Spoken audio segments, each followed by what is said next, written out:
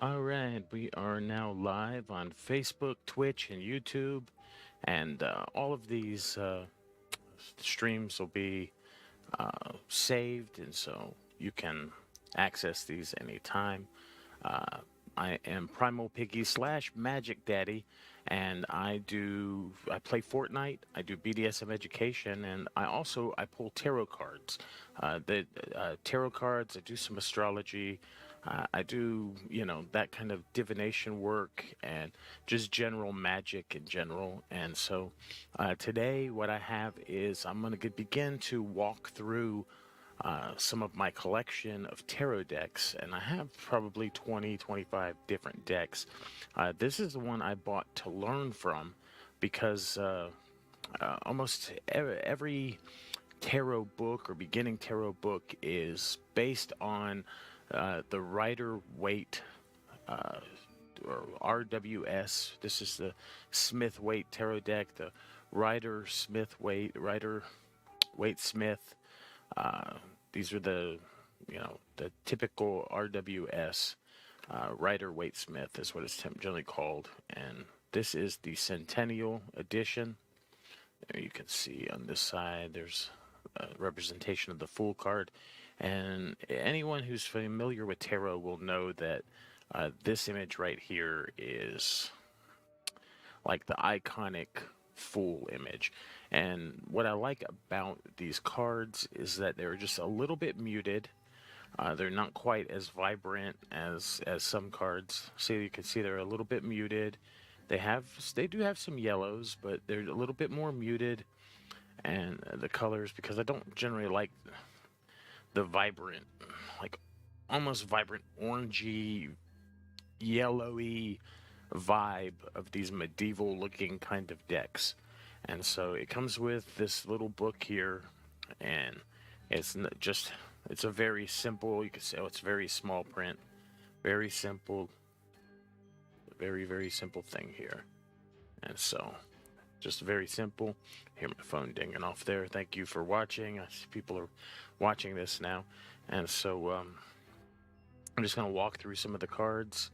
There is the Devil card. These have been shuffled because I use these quite a bit, and sometimes they pop up in reversals too. So this is the Devil card. I really love these. Devil card. There's an Ace of Pentacles. So it's just a simple walk through the deck. The Nine of Cups. I generally pull a lot of these different kinds of cards. Here's the Strength one. So it's these traditional kind of look to them. In the Strength card, you see a woman and she's with a lion. And so she's got an infinity symbol above her head. So there's a lot of the traditional symbolism is in this deck. Here's the Judgment card. That's another major card. And so I like the muted blues, kind of like here's the High Priestess card. I really like High Priestess. She's sitting between two decisions, the before and the after. She comes third in the Fool's Journey, or well, sorry, actually second in the Fool's Journey. There's the Magician over here, and then the High Priestess is right there, and then the Empress. And so there's I believe it's the Empress card that comes third, but so she stands in between two decisions, whether you're going to continue on your journey or not. She's got pomegranates above her head. So all these traditional symbols here. I love the how it has pentacles. I do like some decks they do coins, but I do like the pentacles. Uh, it just kind of gives it a little bit of a witchy kind of vibe, even though I don't identify myself as a witch or into witchcraft or anything like that. I do like that little bit of that occult vibe of a pentacle. So here's the World card. That's a real iconic card there. The World. So she looks like she's twirling. I don't know. Let's see. Oh, here we go. Here's a great one. Look at all those swords. Man, I love the swords. So it has the traditional swords, wands. Here's a wand. A wand is like a stick, and they're all kind of sprouting. So it has that traditional symbolism in there. Oh, swords, wands, cups, and pentacles. There's the moon card with little puppy dogs howling at it. So a really iconic card there. Uh, it has the Roman numerals, so you got to be able to read that. But 5, 6, 7, the 7 of wands, or 7 of swords. Sorry. So the 7 of wands there. And then you have a Wheel of Fortune card. And like I said, it has those symbolism. Tarot, tarot is written in there.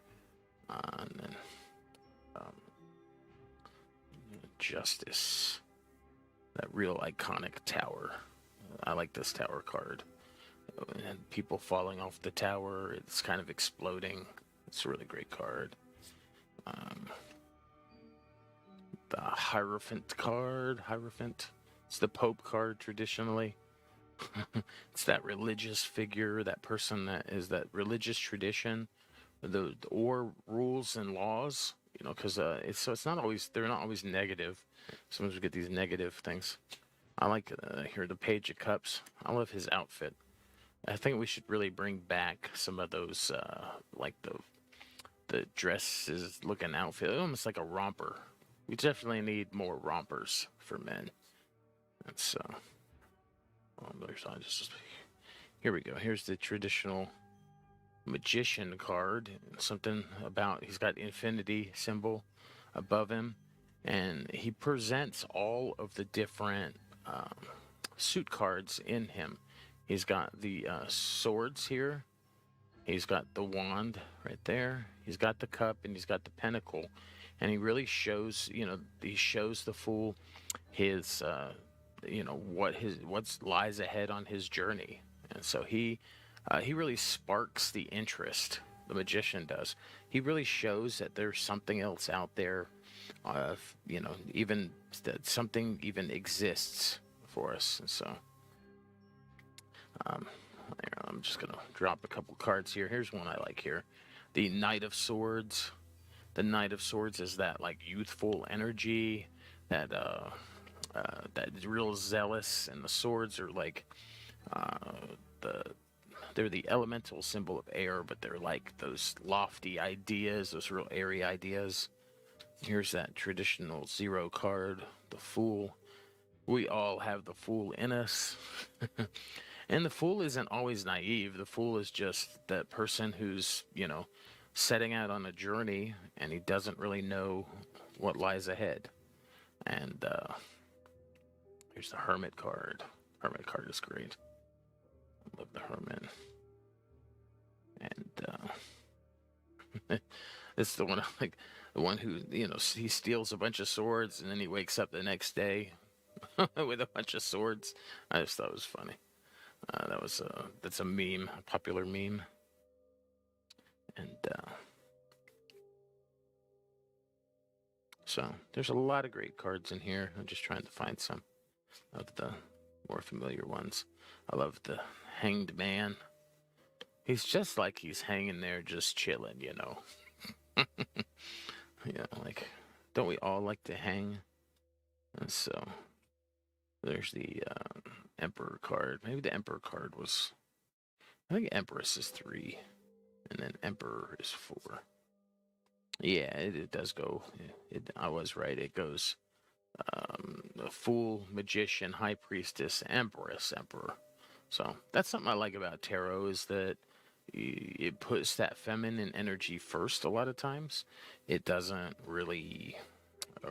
always require, everything to be all about masculine energy. Masculine energy is wonderful, but we all have somewhat of both in our makeup, in our character, and along our journey, we will access both, somewhat feminine and masculine energy, and it's really great. And so there's the 3 of Wands. That would make a cool tattoo, I think. He's got the infinity symbol there.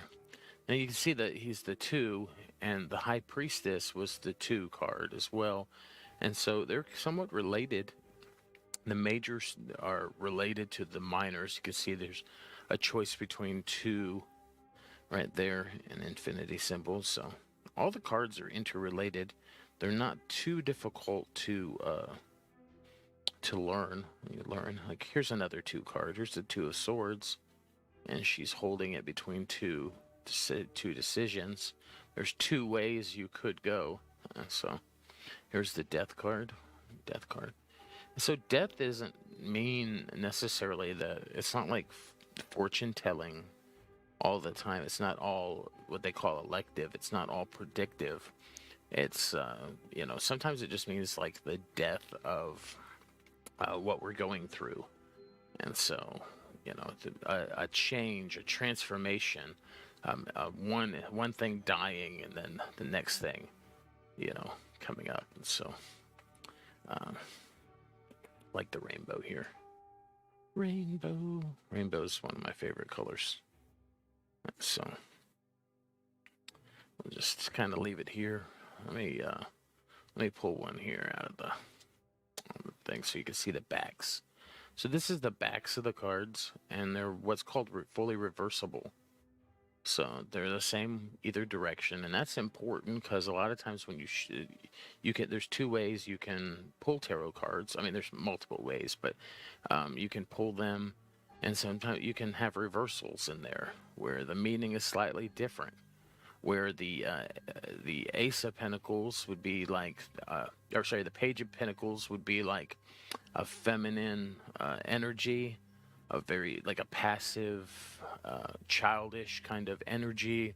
For Pentacles, which is like a mundane thing. This could, in the reverse, it's not necessarily the opposite meaning. It just means that you may have a little bit more of a mature thing, or that you're. Sometimes they call that the shadow, where you're. It means something, not necessarily negative, but it means that it has to do more with your inner character than an outward expression of something. And so the light is our outward, how we outwardly go into the world, and the shadow is our internal, how we process things inside. And so you can pull reversals with this deck quite easily. The deck was let's see what the price says underneath here. I believe it's like I don't know exactly. It didn't have it. I thought it used to have it on here, but it's probably anywhere from $17 to $22 deck. And so it's a traditional Rider-Waite-Smith deck. It's the Centennial edition. It's got this great card back. These really kind of muted tones. Even though there's yellows in there, there's a lot of these muted, somewhat blue cards. There's a gray card. And then like some of these muted blue tones. And so that's what I really like about it. I'm not going to belabor the point at all. Tarot is a 78 card system of divination.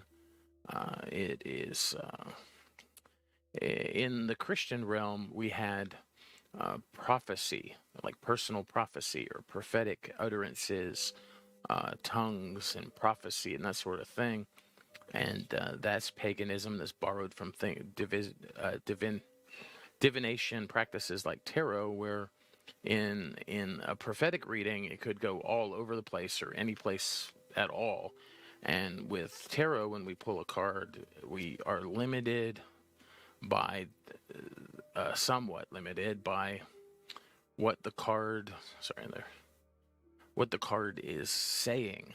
And so the cards guide the direction of the prophetic utterance, or the direction of, and they speak to your potential, and they're meant to be encouraging. They're not meant to be necessarily fortune telling and whatnot, but they can be used somewhat to be predictive. But the problem with predictive things is that our will we can assert our will as a force into the universe, and we can change and alter those predictive things. And so sometimes the cards speak to our future, but they speak to a potential in our future.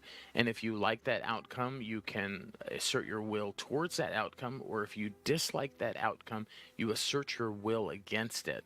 And so sometimes they show you things that are a potential in your future, but they, and if you don't want that, then you need to.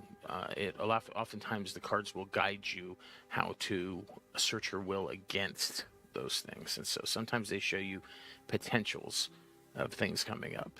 And so I'm not trying to give any kind of tarot reading here in this thing, but I just wanted to show you this deck. And so it is a great deck of cards. I'll speak real fast. I'm not snobby about card stocks at all, but they're a decent weight card, and they are a traditional size. They're bigger than a playing card. I'm not going to show a playing card. I do have some playing cards, but I'm not going to show them in. They are, you can see when I catch the light, they are somewhat a little bit between matte and gloss. They have a little bit of gloss to them, but that just means that they're going to hold up really well. They're going to probably, they're not going to soak up water if there was any kind of that on any condensation on the table or anything. So you won't want to get this card for the book. The little guidebooks they have some information, but they're not going to be like the complete information that you need. I would check on the internet. There's a lot of great tarot books, a lot of great ways to learn tarot. There's YouTube videos. That's what I like the best. I liked the best when I was first learning, was that broke down the relationships between the cards. So I think I've been going, I don't know, how long is this? About 15 minutes, and that's a good time for this. Again, I'll show you the full. It is the Smith Waite Tarot deck, the Centennial edition. And so they also come in a larger pack with like artwork and things like that. But I didn't need a large box. I just needed the cards. And so I would highly recommend this deck. I would highly recommend it for a beginner or someone learning. It has a lot of that traditional stuff, so as you begin to learn, this is a great deck to learn off of. All right, well, I am Magic Daddy / Primal Piggy. You can find me on Twitch at the Primal Piggy, all at one.